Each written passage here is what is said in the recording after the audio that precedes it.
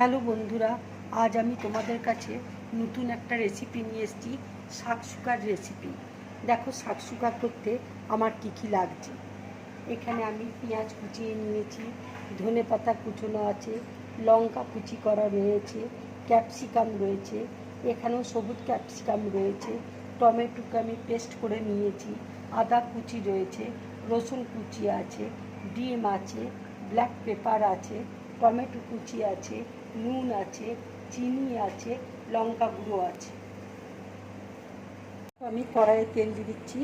এখানে আমি সর্ষের তেল ব্যবহার করছি, তোমরা ইচ্ছে করলে অলিভ অয়েল কিংবা সাদা তেলও ব্যবহার করতে পারো।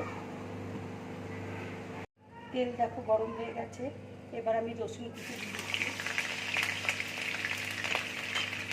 আদা কুচি দিয়ে দিচ্ছি,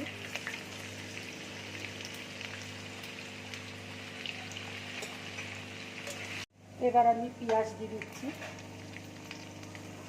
ক্যাপসিকাম দিয়ে দিচ্ছি,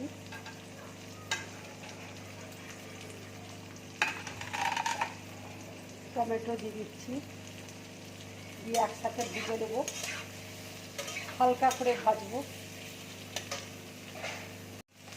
এই শাকসুকা তোমরা সকালে জলখাবারেও খেতে পারো, রুটি পরোটার সাথে কিংবা রাতে লাঞ্চের সাথেও খেতে পারো, খুব ভালো লাগবে।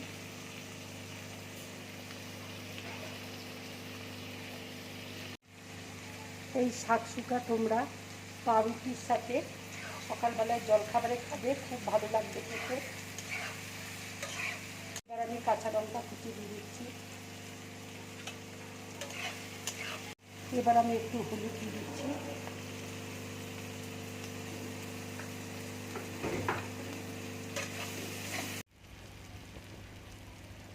এবার আমি একটু নুন দিয়ে দিচ্ছি,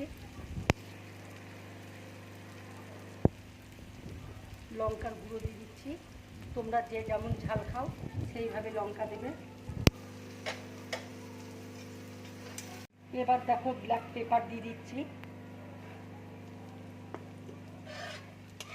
টমেটোটা মিক্সিতে যেটা বেটে রেখেছিলাম সেটা আমি দিয়ে দিচ্ছি। এবারে টমেটো বাটাটা,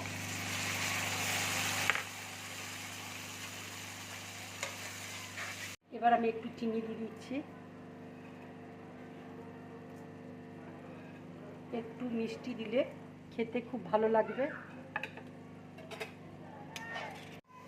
টমেটো পিউরিটা আমি দিয়েছি, টমেটোটা কাঁচা ভাব রয়েছে, একটু সেদ্ধ হলে আমি ডিমটা দিয়ে দেবো।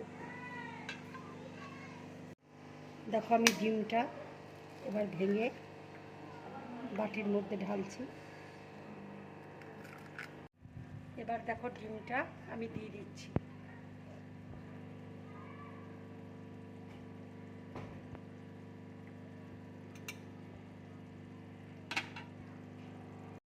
দেখো আর একটা ডিম আমি দিয়ে দিচ্ছি,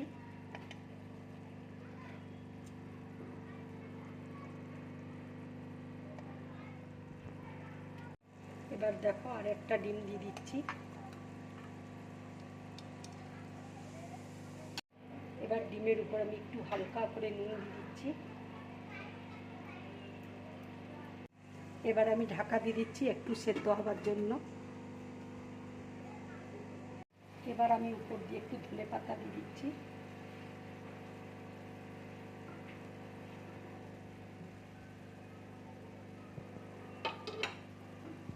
এবার আমি ঢাকাটা দিয়ে রেখে দিচ্ছি